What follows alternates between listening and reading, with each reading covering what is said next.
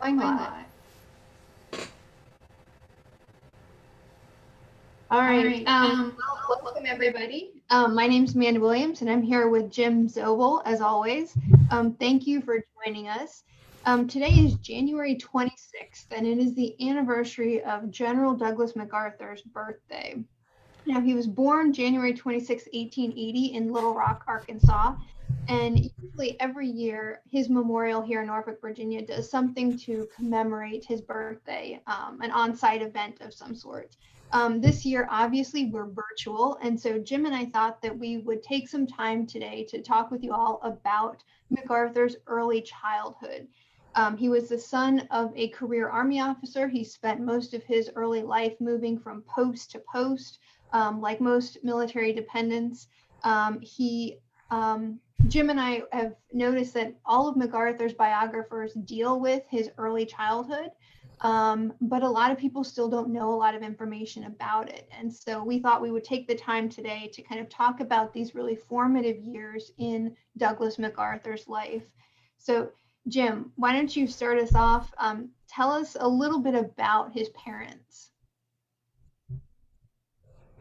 Well, of course, his mom is from Norfolk, and that's the whole reason that the MacArthur Memorial is here in Norfolk, Virginia.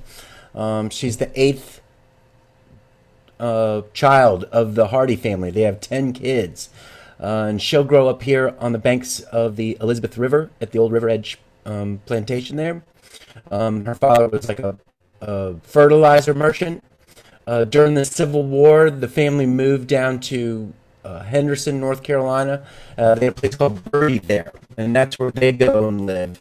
Then after the war, because during the war, their house had been used by Benjamin Butler because he runs Norfolk during the time, and he used it as his like command post while they're down in North Carolina. After the war, everything's kind of a mess still, so they live in Baltimore for a little while, and she'll go to the DeSales Academy, and that's where she gets educated.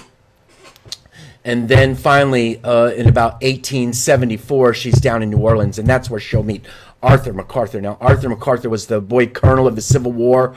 He was in the 24th Wisconsin. He was started out as a regimental adjutant when he was about 17 years old. During Perryville, whereas they all thought he was a kid, he showed that he was where everything was going off, the hottest spots. That's where you saw Arthur MacArthur, and all of his regiment realizes that, and they see that at Stones River, under the First Corps, under this guy McCook. The 24th Wisconsin just gets hammered, and all the officers get pretty much shot down, wounded. Arthur MacArthur takes control of the regiment. He's like still 17 years old. Wow. Yeah. And then he'll get typhus real bad. His dad will fish him out of a hospital and bring him back to health. The day he shows up back with his unit at the 24th Wisconsin is the day they go up Missionary Ridge, right outside Chattanooga. And two color bearers get shot down. Arthur MacArthur grabs the colors. He's the first one atop Missionary Ridge, plants the colors right in front of Braxton Bragg's headquarters. He'll be awarded the Medal of Honor for that when they create it later. He'll be in the Atlanta campaigns, gets wounded. At Nashville, gets wounded seriously in hand-to-hand combat with a Confederate officer, and he'll walk with a limp for the rest of his life. After the war, his dad wanted him to go into be a lawyer, but he didn't want to do that. He wanted to stay in the Army. He liked the life. He's out on all these frontier forts. He's there when they drive the Golden Spike, with the two railroads coming together. He knows the James Gang, the Younger Brothers, Wild Bill Hickok, all these people. And then in 1874, he's with this 13th Infantry, and he's with Company K, and they get stationed in New Orleans. And it's all these carpetbagging governments, and they really are, because these guys make like $1,000 a year, and they're coming away with $500,000, stashed away. So it's totally corrupt what's going on, and they make the Army enforce their hand. But still, the people of New Orleans don't really see the soldiers as the problem. They see the politicians, and he's welcomed into society. A lot of these guys had fought his regiment in the Civil War, and so in society there, he meets Mary Pinckney Hardy, the girl from Norfolk, and that's how those two get together. But he's very much a staunch Army officer. She was a daughter of the South, and they get thrown together, and it's that melding of North and South that becomes what are the biggest influences on Douglas MacArthur's life. This guy who's a complete soldier, and this woman whose total belief is honor and dignity and being a gentleman and living up to your parents and living up to your heritage and all this. So these two will be the greatest molding factors on this kid that gets born. MacArthur always kind of mentions that he's a child of the blue and gray, and then how much of an impact both of his parents had on him. He is the youngest of three boys, and when he's born in 1880, he has an older brother, Arthur, who's about 4 years old when he's born, and then another older brother, Malcolm, who's about 2 years old when he's born. There's also a number of rumors that when he's born in Little Rock, papers in his mother's hometown say that he was born while his parents were away from Norfolk. Is that true? Well, that's what he always says, and yeah, I think he was born while his parents were away. Meaning they weren't even there when he was born. But that's supposedly the story that plays, because they were out in Little Rock at the Arsenal Barracks. This was one of these arsenals that had been built in the 1840s because Little Rock at that time was like a frontier town. And that's really the old tower structure. That's where the modern MacArthur Museum is today, the MacArthur Museum of Military History. But they were supposed to be back in Norfolk for that birth because Arthur MacArthur, his oldest brother, gets born here in Norfolk. And then Malcolm was supposed to be born here, but I think he was a little late, and they had already gone to Massachusetts, where they had a place up there.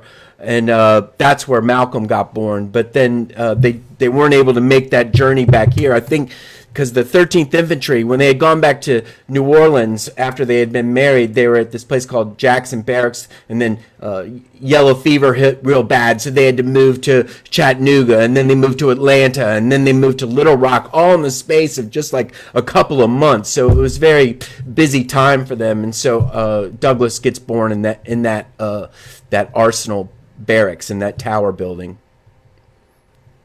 But he's not going to be in Arkansas very long, is he? Because about 5 months later, the company his father's part of is ordered to support Wingate at that point. Yeah, right. What do we Fort know Wingate. about that?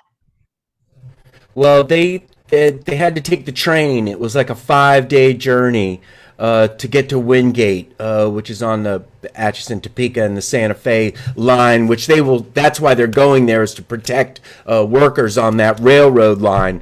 This is way up in the northwest corner of New Mexico.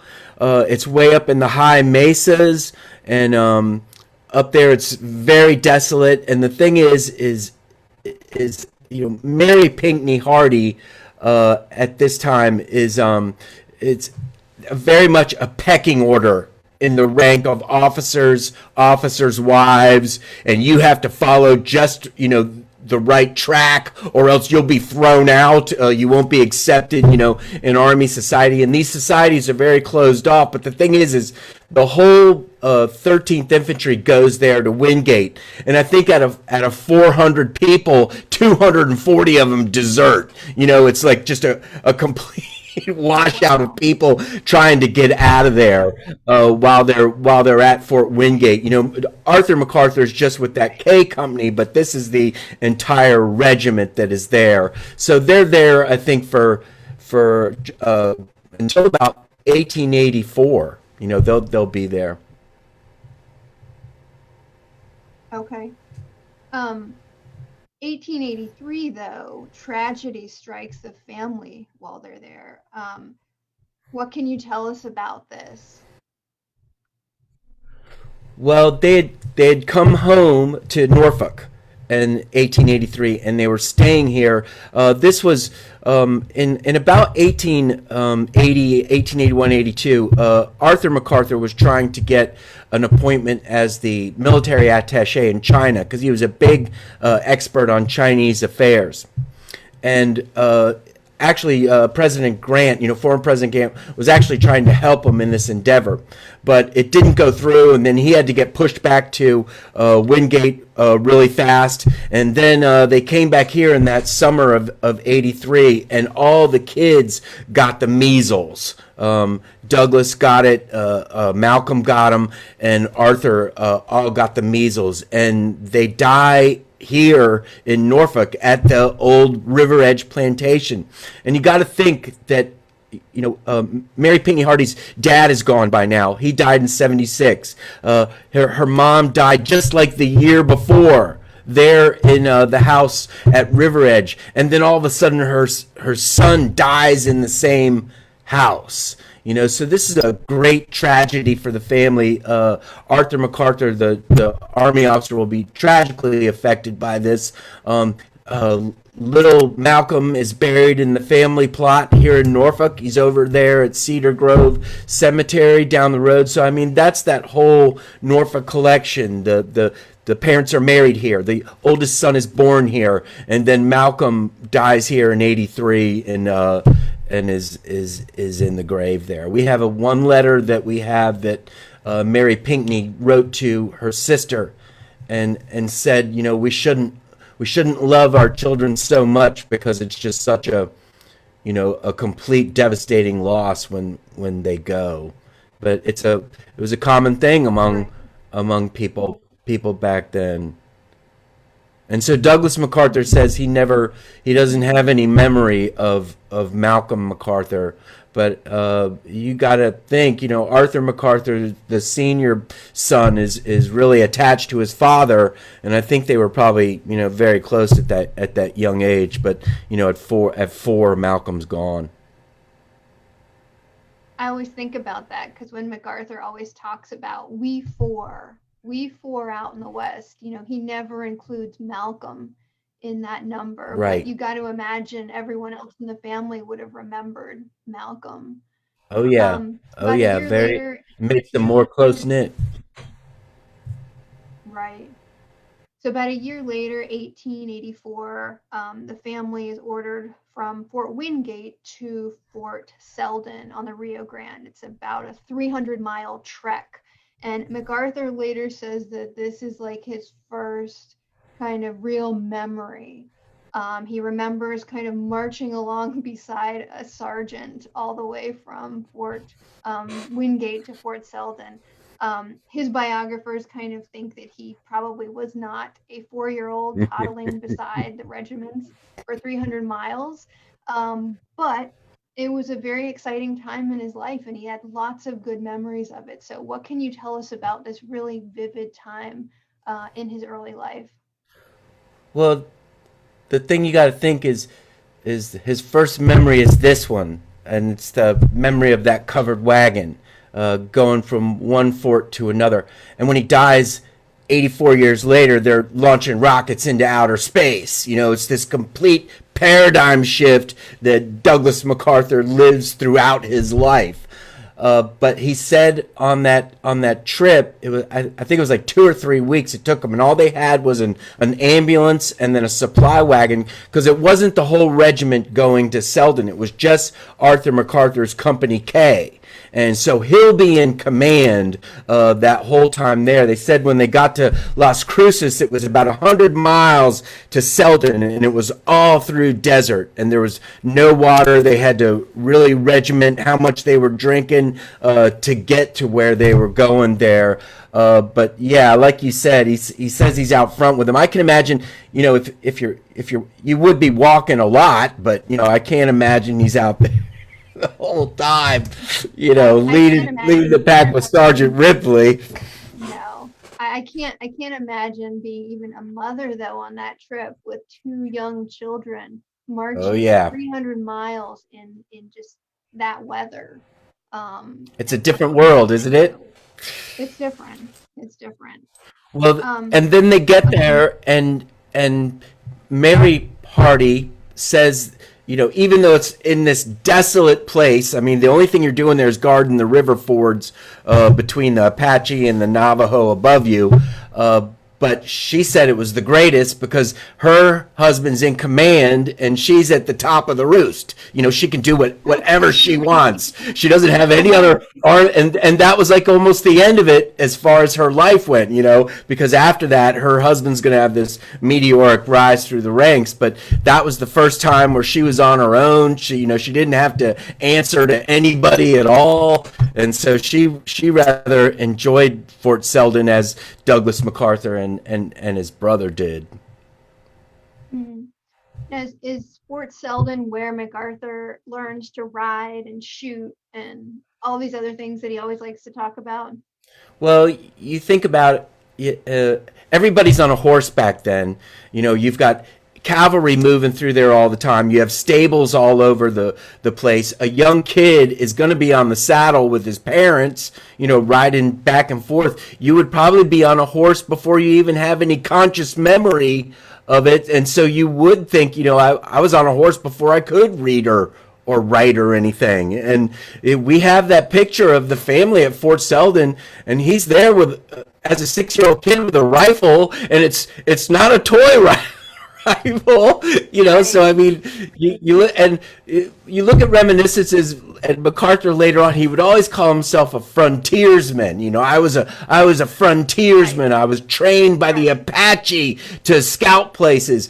And you have to think, if you were a 5-year-old kid playing with Apaches and you're running around, I would say I learned how to scout by the Apache. That would be exactly what I would say for the rest of my life. So it's not out of the ordinary, for MacArthur to say these things. And we were saying, what molds MacArthur? And I think it is that his parents, and then that experience, that rugged individualism, self-reliance. I can live outdoors. I can, hunt for my food. I can take care of, and he considered himself that way his whole life. That I was raised on the frontier, and things that only you and I and everybody else just knows by some movie or books. That kid lived it. Yeah, it's a very interesting dichotomy because I think whenever he refers to himself as, a frontiersman, I always think, well, he's so patrician and so elegant, and he's a very liminal figure. He can go sit with these royals and entertain them and be the perfect gentleman, and then he can go to the frontier. And I think most people know him as that kind of patrician figure, that very elegant man. I don't think they know him as kind of the hard scrabble, I can survive in the wilderness on the frontier. But they don't know a lot about his childhood. And you and I have talked about that influence of Teddy Roosevelt, that Right. vitality of the West, and you have to be a man of action, and combat is great for the soul of every person, and that's pretty pervasive back then. And I think MacArthur thinks he's a member of this sacred, noble class, that got to experience it, that got to live it, and as few people did. And he'll say, that later on when he works with all these people, Frederick Funston, Leonard Wood, all these people from the great Western experience, and he'll consider himself not as a junior of them, but that those are his peers. Right. Well, he enjoys living out there at Fort Selden, and then when he's about 6 years old, his father's sent to Fort Leavenworth to go to the new Army school there. Biographer D. Clayton James describes this as a joyous return to civilization for the adults, but kind of a departure from paradise for young Douglas. Tell us about this transition and this new home for the family. Well, one minute you're riding a horse with a rifle, and the next one you're being dressed up in some costume for a play by your mom. It's a bit different. the best thing we have, though, is we have the memoirs of this guy William Hughes, and Hughes's dad was a lieutenant under Arthur MacArthur, and Hughes grew up with Arthur and Douglas MacArthur, and later on in life he would serve in the Rainbow Division with MacArthur. He was at Veracruz with MacArthur in 1912 because he joins the army. But he writes all these memories of moving to Leavenworth, and said that he lived in this one part of the base, and Douglas MacArthur lived in the other part of the base, and they had these two gangs, the Apaches and the Mohawks, and they're only about 7, 8 years old. And one night, Hughes gets captured by MacArthur's gang, and they're about to stick needles in this guy. Tell us your secrets. And he said it was a common practice to be stuck with needles by everybody else on the base. And he said he was there freaking out because he was about to get, jabbed up. And Douglas MacArthur came in. It's like, what are you idiots doing? Let him go and get him out of here. And so, Hughes points to MacArthur was always this true friend. He wasn't going to let stuff go down that he thought was just ridiculous and not honorable. And you read that, later on when he's at West Texas Military Academy and whatnot. But it just goes to show that the cruelty among children has not decreased over the years. It's exactly the same as it ever has been. Yeah. And that MacArthur not really being a fan of that sort of behavior or even of hazing. Well, it shows, yeah. Yeah. So, wow. Well, that's an interesting story from his early life. Now, the family is going to move to Washington, D.C. after Fort Leavenworth. When is that, and what is that like for the family? Well, Arthur MacArthur, when they brought him to Leavenworth, that's because he had finally been noticed. When he had that company at Selden, they didn't have desertion. There was no desertion at all. He had set up the first canteen there where guys could get goods, and it wasn't some sutler ripping everybody off. And that really became the beginning of the canteen system for army bases, PXs, and so all the people were very much happy in their work, and they were considered the best company in the army. And when they were brought to Leavenworth, they were kind of like the show company. Arthur MacArthur was teaching at the infantry school about Civil War, about keeping men together, about infantry tactics, and then he gets noticed by the commander there. And who's the commander? It's that guy McCook that was the commander of the First Corps in the Civil War. And McCook's like, this is the best infantry officer out west. This guy needs, to be promoted. The thing is he tried to get the inspector general at Leavenworth, but they gave it to Lawton, the guy who captured Geronimo, the other boy colonel of the Civil War. And so Lawton got that job, and when he got that job, Arthur MacArthur's dad, who's a big politician, judge back in Washington, D.C., he gets his political wheels spinning, and he gets Arthur MacArthur, the assistant adjutant general of the army. And so Arthur MacArthur is then finally promoted after 20 years, from being a captain. He's promoted to major. He's brought to Washington, and everybody sees, hey, this guy's, he's really pretty brilliant. And that's when his career starts to take off, because they come back, they live at the judge's house. There's 3 Arthur MacArthurs living there at the same time. It gets really goofy. But then the boys are finally with the grandfather, who's a great storyteller, a great gambler. He's a lot different than their dad. Who's very much he's a fair guy, but he's a army officer, and their dad is this guy who's really a raconteur and tells them all about Scotland and their heritage, and so I think that is the rounding out of that whole thing in those boys, the MacArthur boys. The judge gets Arthur MacArthur a position at Annapolis, not West Point, but Annapolis, and he'll go there and then go on to a very good, stellar naval career, before he dies tragically of appendicitis.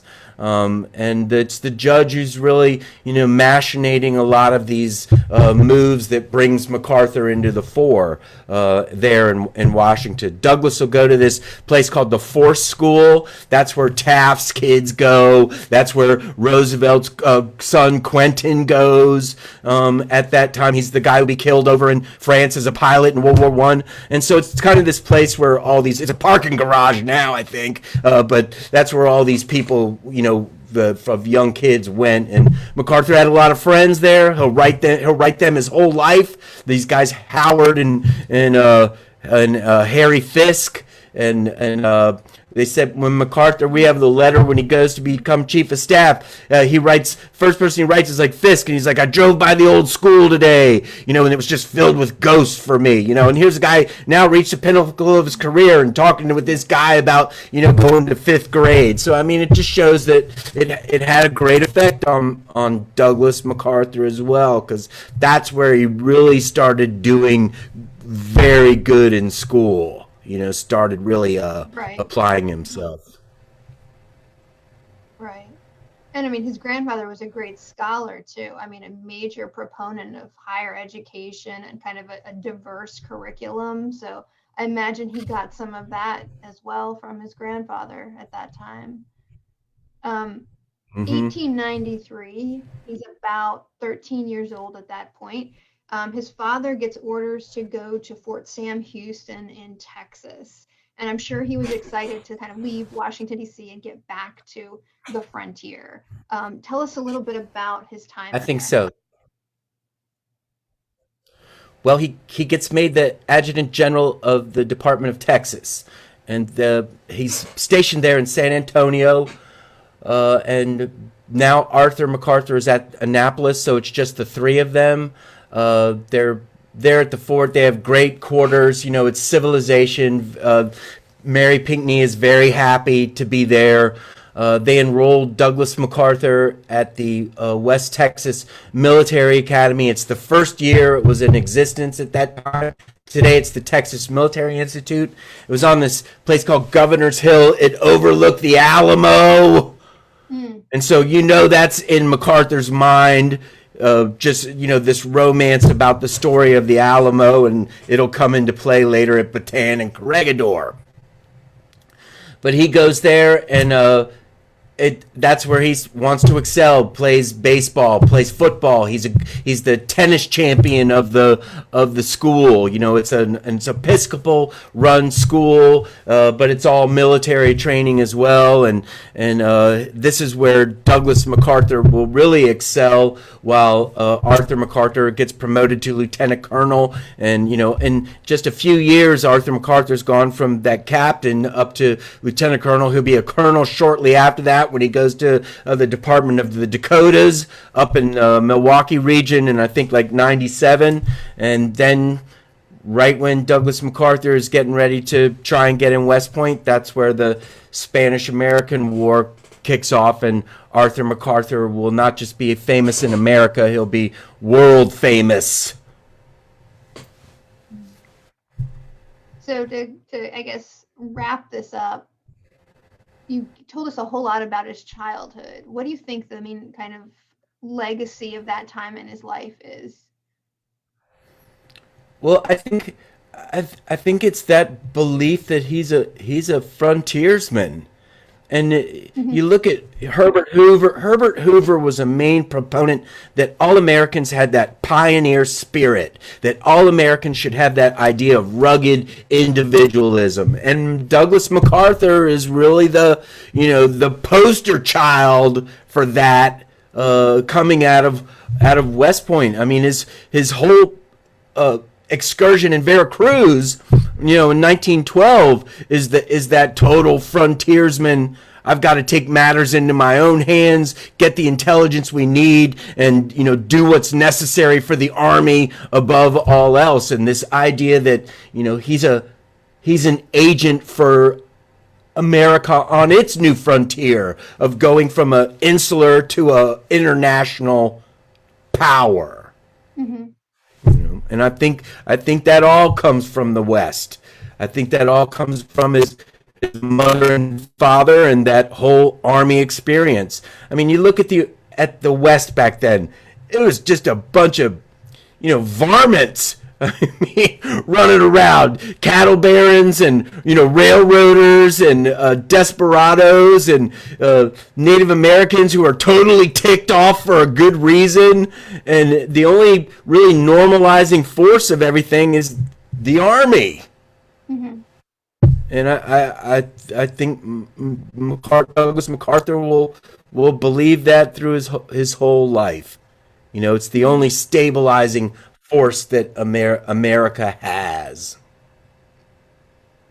Interesting. And I was just reminded that I think it's 1890 when that when a census comes out that says that the frontier is gone.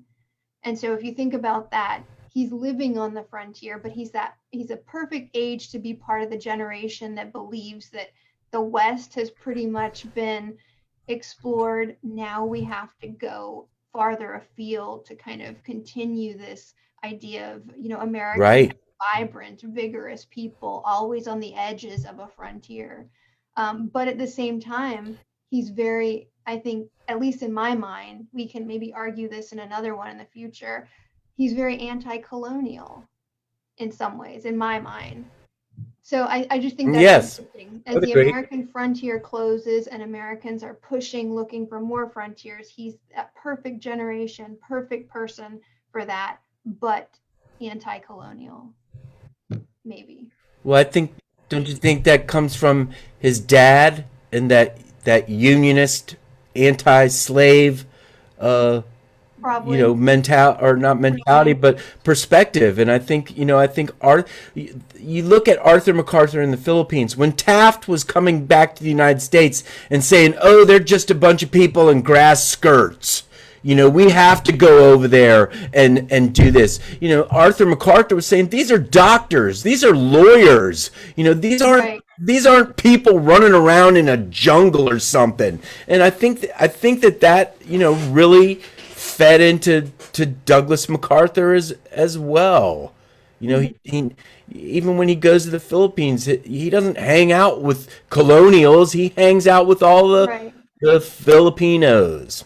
And I Yeah. think that comes from hanging out with Indians, hanging out with African Americans, with growing up with a vastly different experience than just being in one house his whole life. Right. You know. Well, I think that's a great way to sum up his childhood, Jim. So thank you, as always, for agreeing to come on and talk about these things. We'll have to think up of another new topic or two for the coming And weeks. happy Australia Day. And happy Australia Day too. MacArthur shares his birthday with Australia Day. I will go home tonight and celebrate like an Australian. Lovely. All right. Well, thank you all for joining us. We'll try to come back with a couple more of these in the coming weeks. If you have any suggestions, just feel free to message us on Facebook. We'll see what we can do. Have a good rest of the day and hope you enjoy the rest of MacArthur's birthday.